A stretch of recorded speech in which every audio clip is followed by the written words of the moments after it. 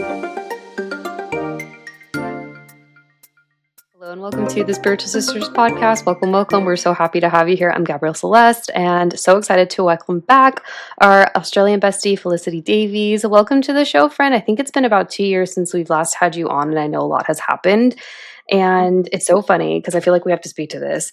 This is maybe our Yes. second attempt recording this because lovely Mercury retrograde, but we were like vibing and you were in the process of basically giving us a really important update. And so I feels like we're going to go in a lot of different directions in this hmm specific episode. But before we jump into today's topic, I feel like you got to let the audience know where you've been. How are you? I'm good. I'm happy to be here. And yeah, it was really wild because we were recording, we were vibing, everything's going well. And then I was contemplating, like, do I share something that is a bit more like personal and sensitive that I haven't really shared before? And then as soon as I shared the thing, my screen went completely white. My video stopped working. So it was a nod from the guides to say, not yet, don't share that much detail yet on a public platform. So we are coming back, and I'll do my best to give you the themes, but won't divulge into the details because clearly there's some guidance that's saying not for public consumption yet. So here we are. Oh dear. Oh, So well, oh, go ahead. Sorry. I was just going to say, like, just do you want me to dive into the update? Yeah, well, background context for this. We're going to be talking about Taylor Swift's astrology chart, shadow, gene keys, all the things, because you and I were both into her and we both study her moves, right? And it's Mm-hmm. so interesting because I feels like so much of where she's gotten to, I can't not see anyone getting to that place without really doing like self-help, understanding themselves, maybe not having the language for shadow work, but like understanding their like darkness within themselves. Mm. And I almost wanted to just kind of like dovetail into what the last 2 years have been like for you since you've been on the show, because it sounds like there's been a lot of growth. Yes, absolutely. So the last time I was on the show, we were talking about animal communication, and I believe it was just prior to me and my partner moving into our property.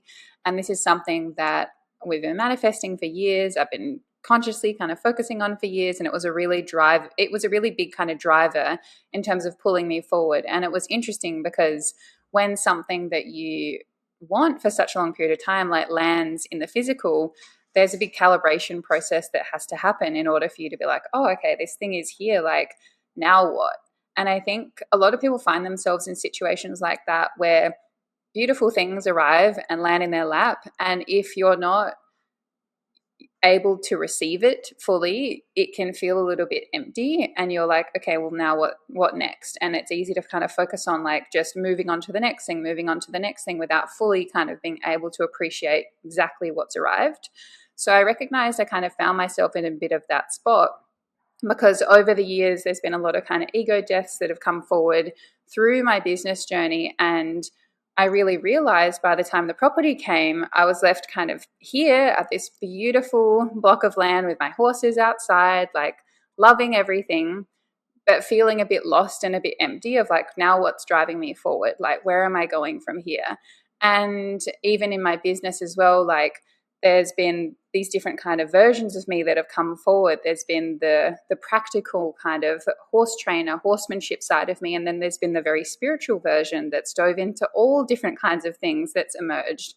And I was really kind of sitting with like, I feel called to bring this forward, but whenever I bring this forward, it doesn't feel like it's as well received. And I feel like people want this. And how do I bring this forward? And what do I do? And it was just a really interesting kind of spot to sit in and recognize like, okay, where do I go from here? And then over the past couple of years, I've really recognized like how disconnected I became from my wants because I was worried about being disappointed. Like, okay, if I choose a want, like, am I going to later on realize that that's coming from an ego place? Am I going to later on realize that I pursued that one and then I'm going to get disappointed because the external result of that isn't going to be what I'd hoped for? Like, what's really going on there? So it was really interesting kind of doing a lot of unpacking of that. And then to add to that, I really recognized I got to a place where my mind was running a lot of things and I was exploring a lot of different learning opportunities, business courses, different offers, structures, different things. And I realized in hindsight, that was a way of me trying to gain control to avoid creating space in my life, because when you have space in your life, what do? You have to feel. And living from more of the neck up, I didn't really have the capacity to feel a lot of the things that were coming forward. So I just found myself in a bit of kind of a spot of like, okay, I've exhausted all of the mental options. I've tried all of these things. I know that they're not the thing. Now, what do I do from here? Okay, I'm really recognizing that there's some deeper feeling-based layers that need to be explored. And that scared the shit out of part of me. And then it's like, okay, we've got to go down this path. So I went down that path, and now I feel like I'm on the other side of that. And here I am. So one thing I wanted to know, and without getting like too personal about like numbers and all of that, but like what do you feel like was missing that you had to reclaim or you did reclaim within yourself throughout that shadow work process? Because it feels like it's a lot of solar plexus and emotional layer of consciousness. And how did you like sustain yourself? Did you see fluctuations within your business from like a financial standpoint? Because people don't really talk Yeah. about, we have a lot of psychics in this space that listen to the Mm-hmm. show where it's like taking care of yourself, doing the shadow work, and running a business is fucking hard. Yeah. Yeah, so yes, I did see a drop in my business and in terms of financially, and it was really interesting because prior to moving, I had some of like the biggest months ever. And then it was almost just like once the thing that I was that was really driving me and the business forward came through, it was like, okay, well, I've got this thing. We've got enough of a kind of foundation to kind of support us for some time. And I've got enough flowing into my business. So everything kind of just dropped back to like covering the essentials and covering the basics, was really interesting for me because I had kind of created this surplus and this kind of growth and this momentum. But then I reached this spot of like, okay, I don't even know what to offer anymore, and I don't really know how to offer it. And I was also navigating a different relationship shift with my horses being on the land, and recognizing like, okay, in all areas of my life, it was like, how do I want to move forward with my horses, with my business, with my clients, with how I live every day? Like, what do I want? Like, what do I want to do? And sitting with that question for me personally, I found to be quite difficult. And this is something that I've found difficult to kind of look at from a young age. Like I remember doing some deeper work around this a while ago.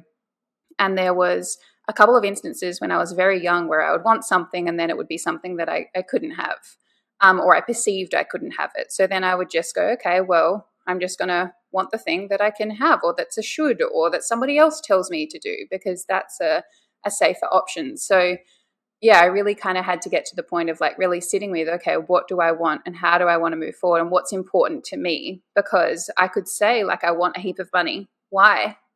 Why do I want the money? Where's the money going now? What's important Mhm. to me? And as I Mhm. kind of dive deeper underneath those layers, like what's really important to me is doing work that I really love. And even from a Gene Keys perspective, my pearl is in the fourth line, and the fourth line is all about charity. Charity is all about like giving. And my like conscious sun in the Gene Keys, and human design is in gate 40, right? And 40 is all about like this balance of like giving and receiving. And I think I've just been on a real big journey of like really just accepting myself, and letting my natural way be enough, and letting my wants be enough and not need them to once again look like anyone else's. And it's been very interesting because these are all things that I know are important, and I would coach other people on and mentor other people on in terms of like, you do the thing that's right and true for you, like you do that. But then it's a whole other thing sometimes, like integrating it more deeply in yourself, especially when you realize some of these other layers coming up. And I think something else people don't talk about as a practitioner is sometimes you can be moving from an embodied place and from a level of consciousness, and everything feels true and in integrity. And then you have a new level of awareness come forward, and then you realize, oh shit, like I was sharing this, but I could have been sharing it like this, because now I can see that that wasn't even like the full depth of like how it wanted to land. And for me, I would go like, was I in integrity? Like, have I Mm. been like, the imposter syndrome shit would come forward. Like, have I been like just saying these things but not living these things? Like, were the stories I was telling true? Like, where am I at right now? And so it was just a lot of kind of navigating this next level of like embodiment and like true kind of connection to myself. And yeah, it's been a very deep journey of like allowing myself to receive that real feminine kind of energy. What's your profile lines, if you don't mind me asking? And I know you mentioned on the previous episode, but are I'm a you 5-1. a 5-1? Okay, okay. Interesting. Yeah, I also think what you were speaking to just now is like, I mean, part of the process is refinement. Like you become more expanded in your consciousness, and then you get to almost like witness where you were, and then you're like, oh wait, like the gold and the rich is with the depth. And I think you even questioning that you were like, if you were coming from a place of integrity or not says a lot about your character. So, but again, it's kind of crazy because like that fear tries to Hmm. hook you, right? Yeah, absolutely. And I recognized even as well, like, because I'd done so much like on my own and I'd explored a lot of like courses and mentorship, but they weren't really like close mentorship, like one to one or like working with someone in that really kind of close, vulnerable nature. And what I started to recognize was as I would kind of expand my capacity even more, I started to notice that younger parts of me would come forward in client sessions that would really surprise me because they wanted to be seen. It's like I had enough capacity now and I wasn't giving them another outlet or another space to be seen. So then they would start to come forward and I'd be like, no, like I don't want to create this like friend dynamic with my clients. Like I know that that's not supportive for either of us.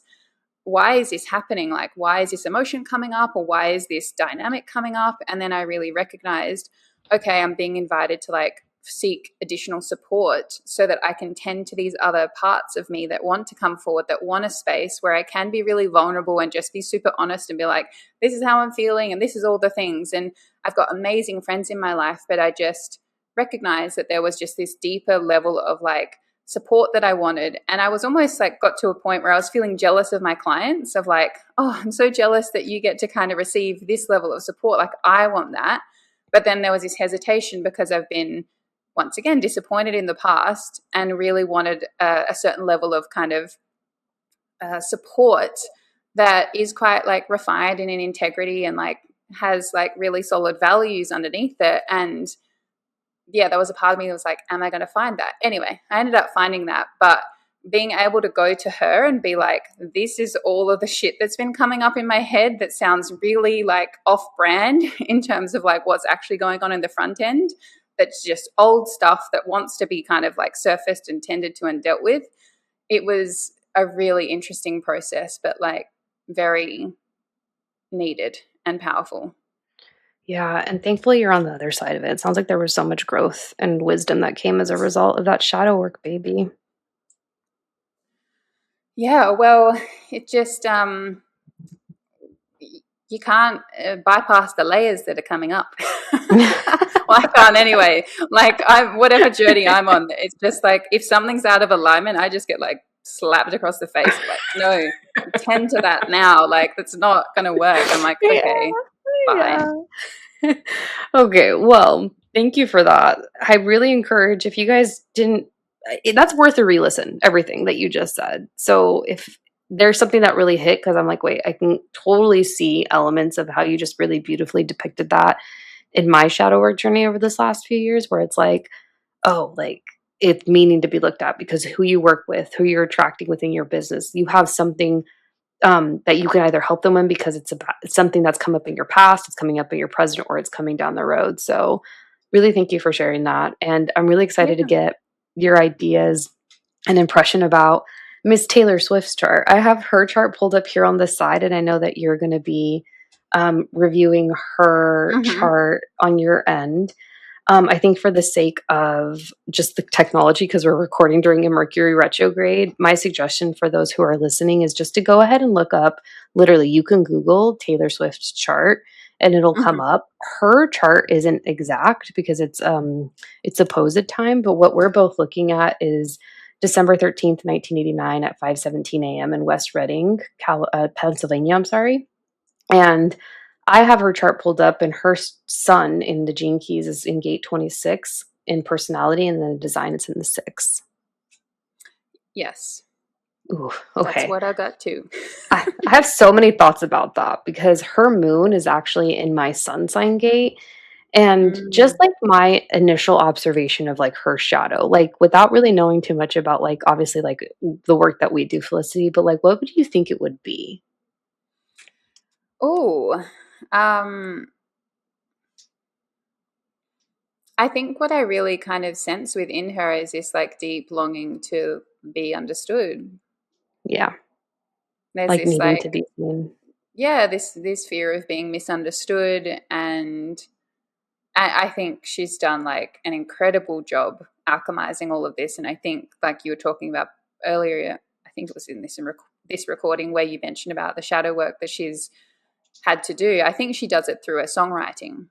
Yeah, the emotional level. Like, so I'm looking at her astrology chart, and the astrology feeds into the human design.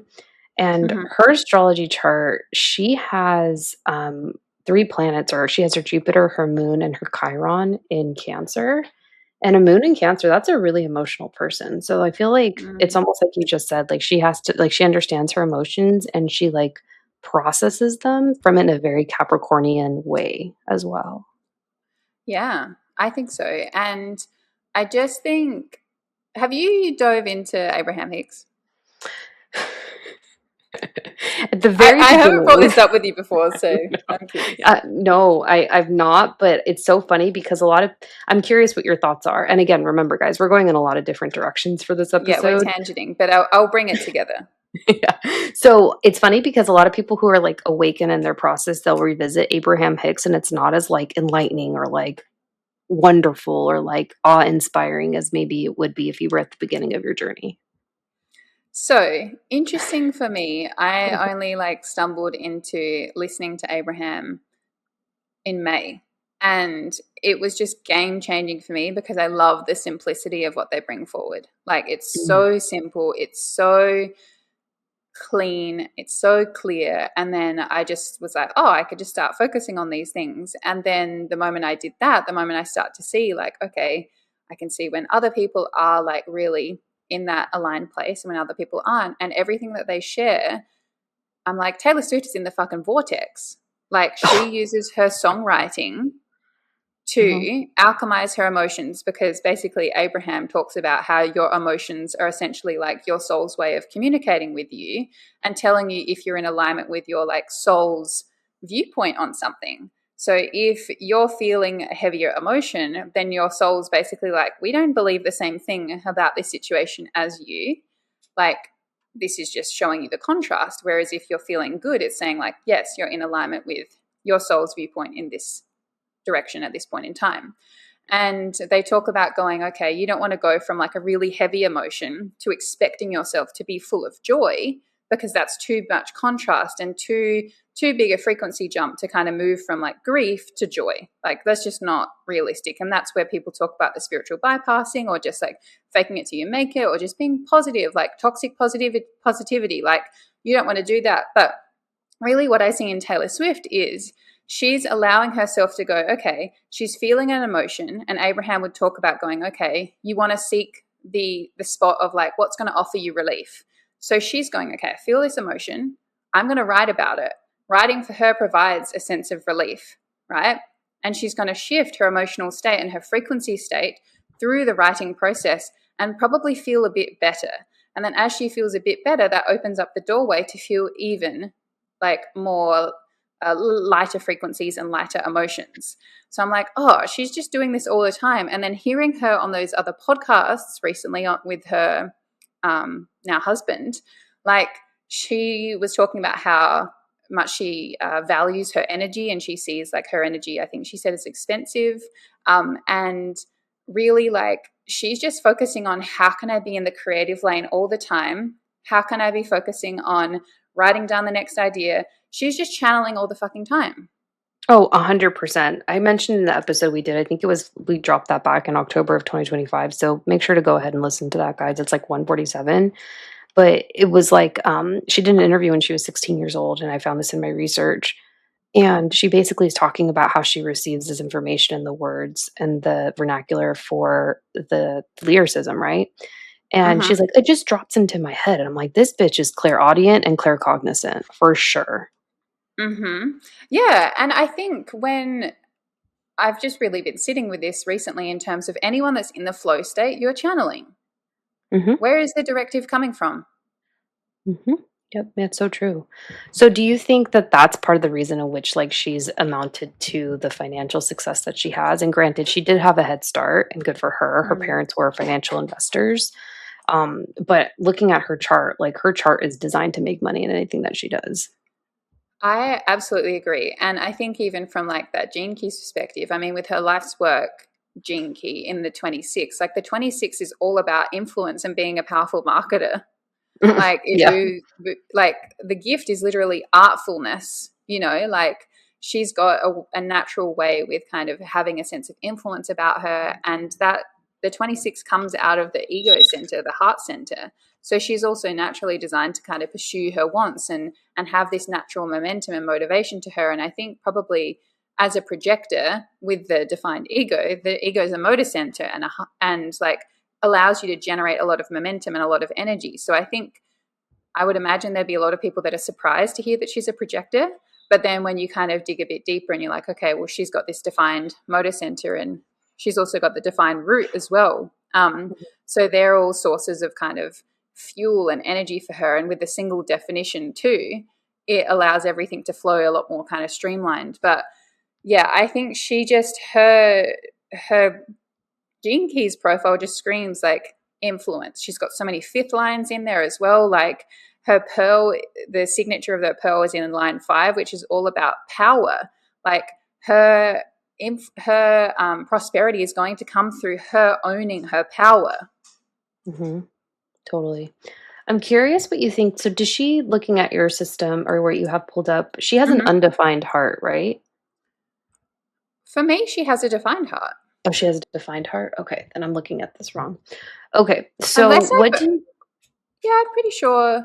Yeah, yeah, yeah, she's defined got the heart. defined heart because she's got yeah, yeah. Go on.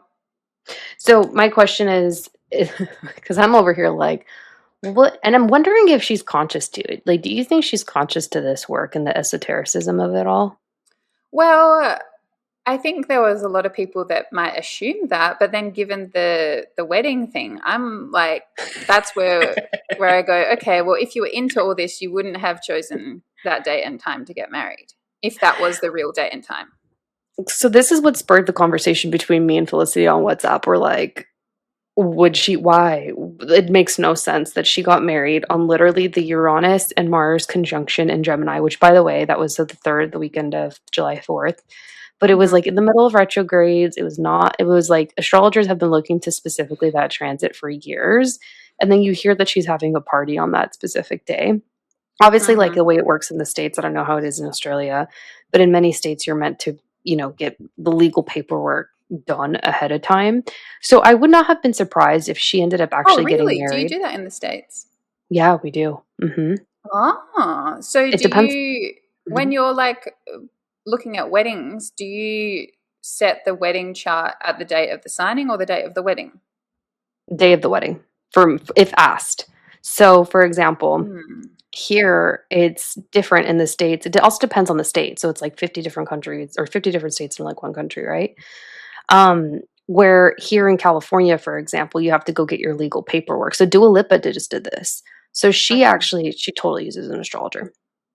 She does. She she totally does, and she's talked about it. She got married on, like, one of the best days to get married. It was, like, the Venus-Jupiter conjunction in Cancer, I think. It was, like, in the Mm. middle of June. I was like, she could not have picked a better date, right? And I was Mhm. thinking to myself, I was like, I would not be surprised if that's when Taylor Swift, like, signed paperwork, because also she's looking Mm. at her husband's chart too. Or if they also did that back in March when there was relatively good astrology for her specific chart as well. Yeah, it is interesting to contemplate because I'm of two minds. Either she's working with someone and they've got it all down, or she's just so tapped in and she's so psychic that everything just happens to line up usually, like in terms of her album releases and all of that kind of synchronicity. Whether there's just an intuitive way that things just naturally fall within a good energetic time, you know? Yeah, we had our friend Anna talking about, I think she did an episode on it. She does soul contracts, and she was basically speaking to, like, in her system, how, and I love how all of these systems say the same thing, but in very different Yeah. ways, Mhm. which is, like, another thing that you'll figure out on your path if you're in that, like, educational consumption space of the process, which tends Mm. to happen in, like, the earlier years of your awakening from what I've observed. But Anna was like, she has really, really good karma from previous lifetimes. Like, she had a lot of humanitarian energy, and I wonder if, like, maybe that's why she has it, I think, pretty good in this lifetime too. Yeah. It's it's definitely interesting to look at. Like, Mhm. but yeah, just from the chart perspective, it does scream like she's she's living her design, Her like Totally. she's tapped in.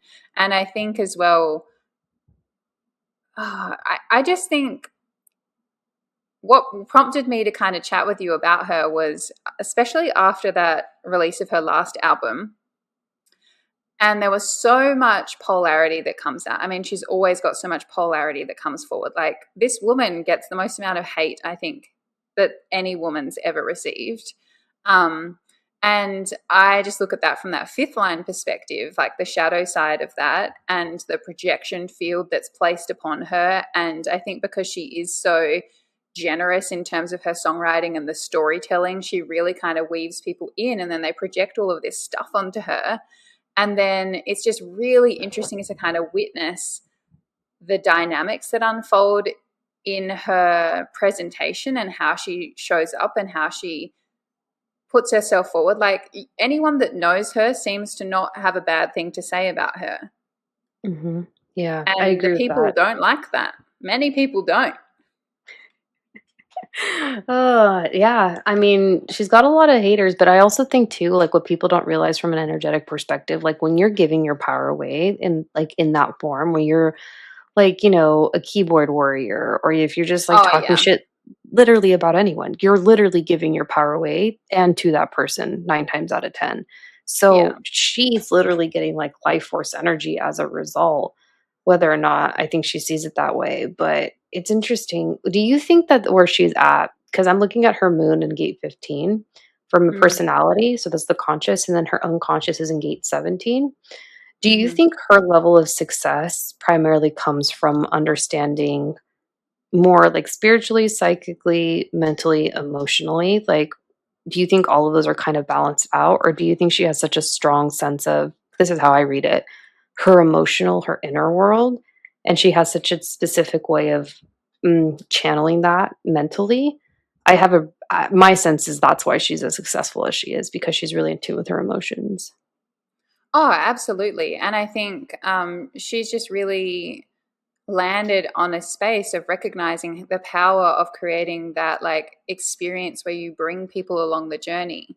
And it's interesting because I watched the Zara Larson documentary. Yeah. Have you seen it? I've seen bits and pieces of it on TikTok. She's really fucking funny. So basically, in Zara's documentary, she was talking about how she felt like she was under this. I don't know if she called it a spell, but it seemed a bit like a spell of, like, she's created all of these really popular songs, but nobody knew who she was. Nobody knew that Zara was singing these songs prior to her, like, big kind of come out recently in terms of popularity. And she was just like, I don't know what's going on. Like, she's been in the music industry for years and years and years. She had all of these hits, but once again, nobody knew who she was. And it just got me thinking, like, nobody knew who she was because she wasn't sharing anything about herself in the music. Mm, Like, mhm. Taylor the whole time has been sharing about herself through the music. And I think she's done such a brilliant and very, like, vulnerable job of bringing people along the journey. So then people are naturally creating their own stories about what she's journeying through, and they're relating them to their lives. Like, you can imagine the way she's created her music and her brand, she can write albums about anything. She can write it about this kind of wedding portal. She can write about motherhood. Like, she can write about all of these different chapters that are so relatable to so many people. And people get to dip in at whatever chapter they want to dip into in her discography because she's covered pretty much everything. And you can, like get some sort of alchemy or medicine from that. And I don't think there are many other artists that have allowed themselves to be as generous with the music that they're creating. And it just sounds like because she's a direct channel and this is such a powerful process for her, she just recognizes, oh, okay, I can just alchemize this into form.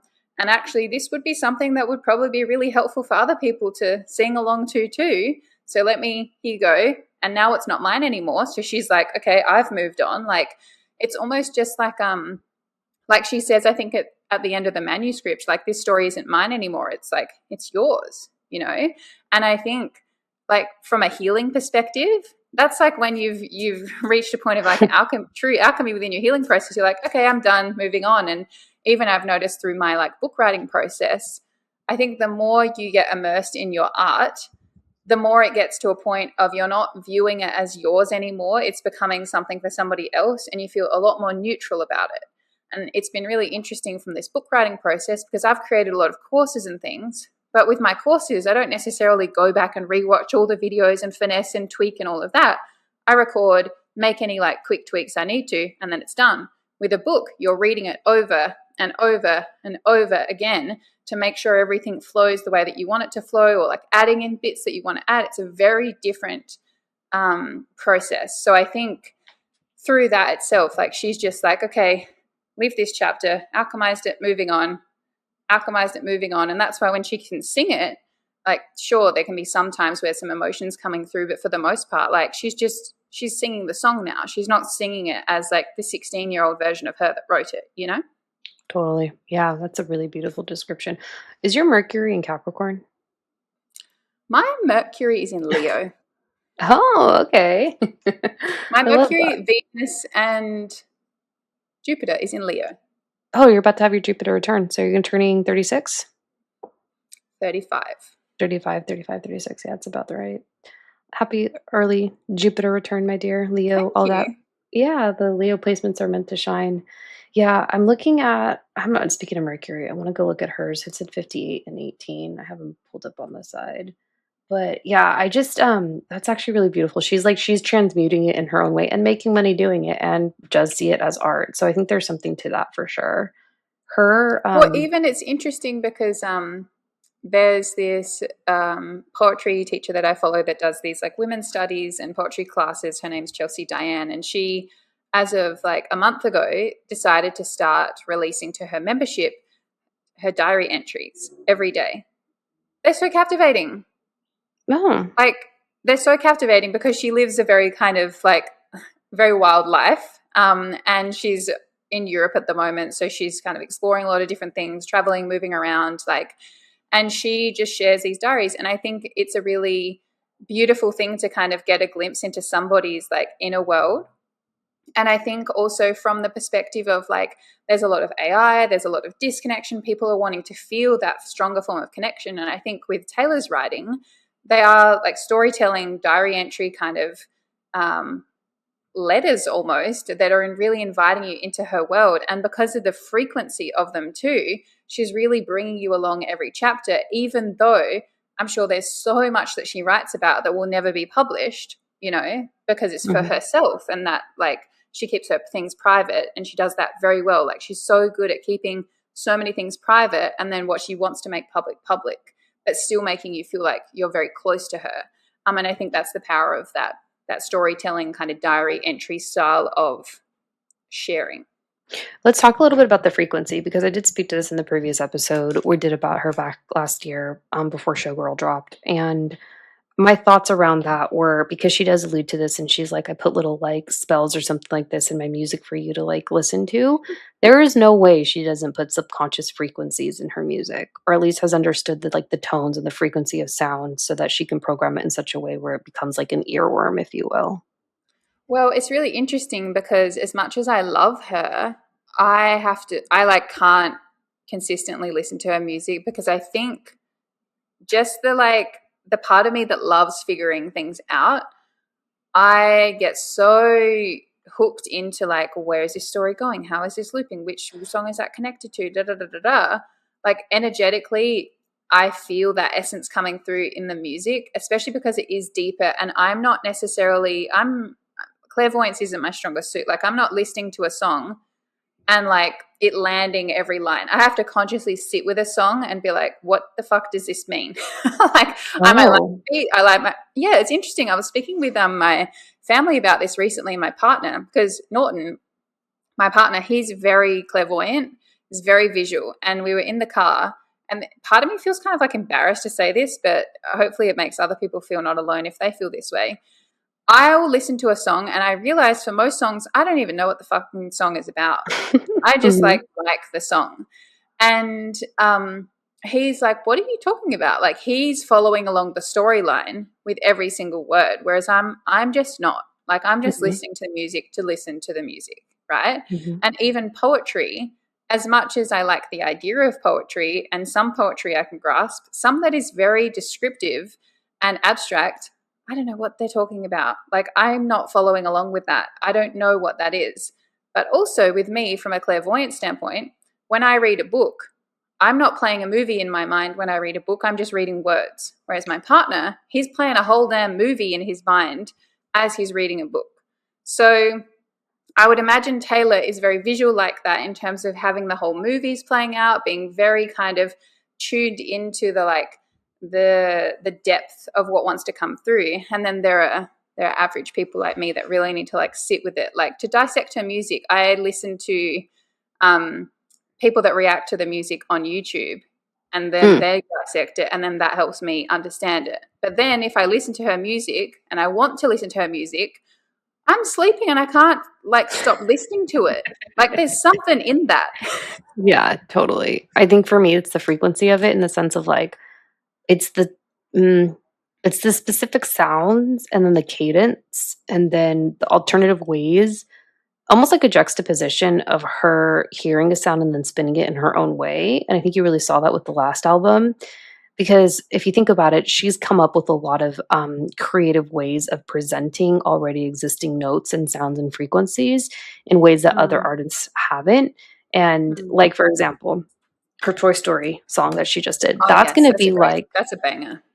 yeah, it's literally going to Also, be I like, said banger yesterday in front of my partner, and he was like, cringe. Like, why did you say that? Like, I'm pretty sure I say that. Like, he's like, you've been watching too much Love Island. And I'm like, I just need everyone to know I'm not on the Love Island game, but I hear about this every single I day of don't my even life. really like Love Island. It's so slow. And I just like flick through off and I just watch the recap. Anyway, it's just one of those switching my brain off things. But go on.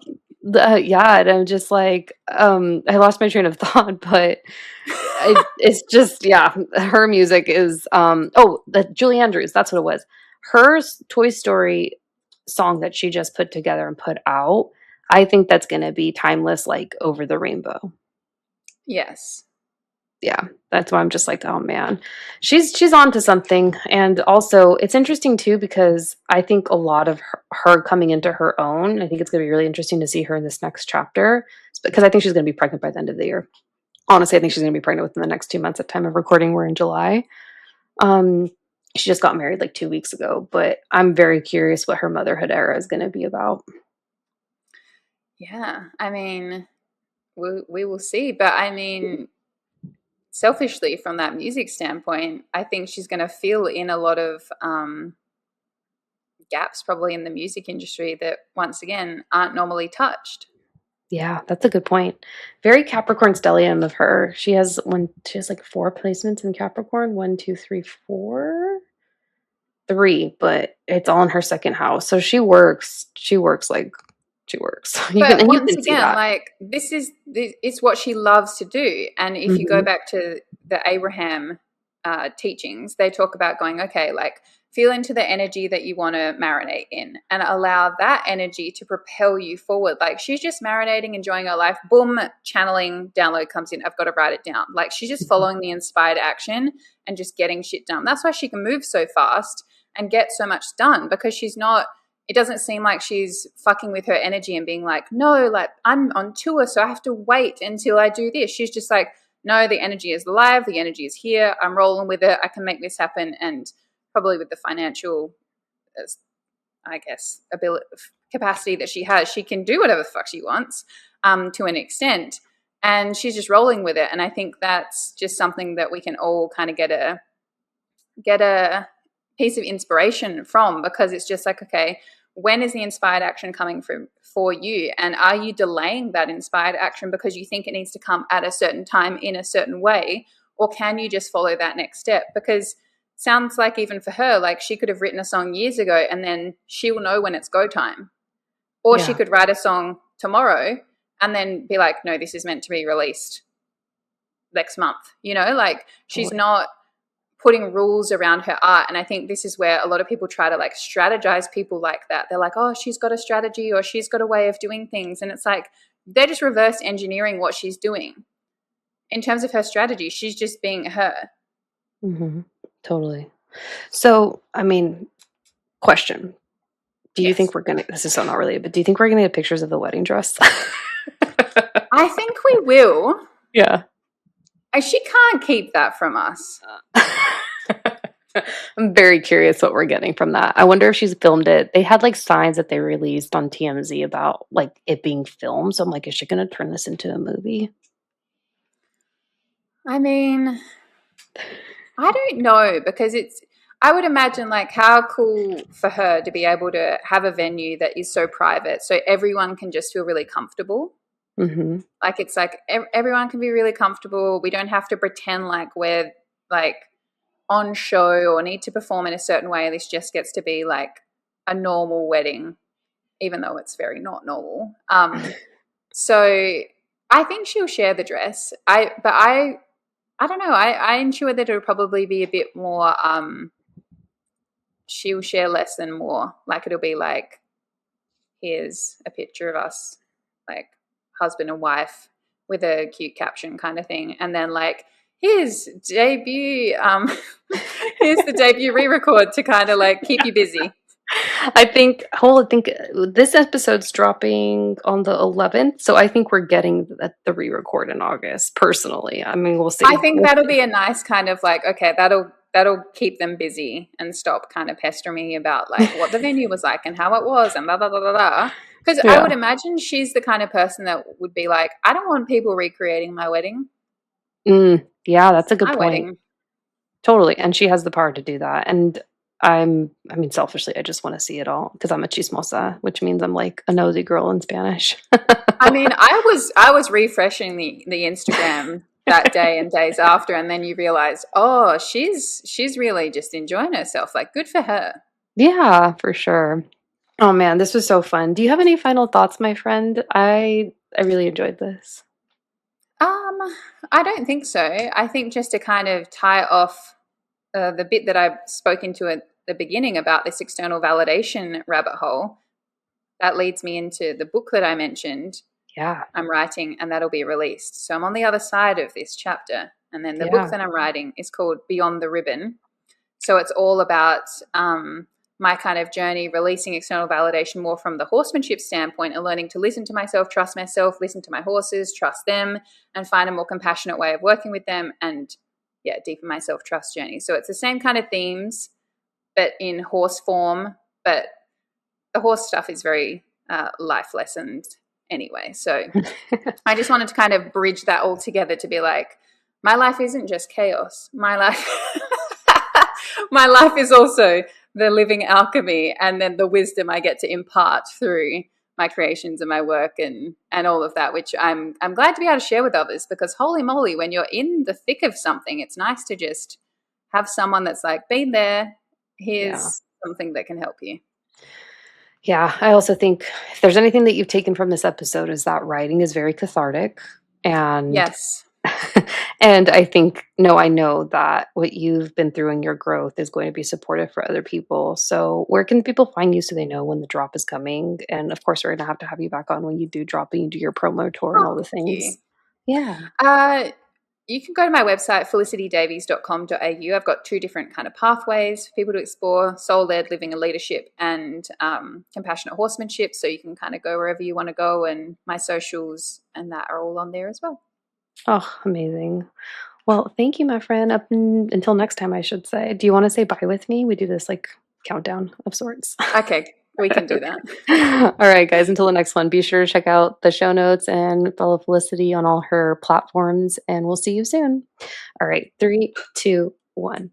Bye. Bye.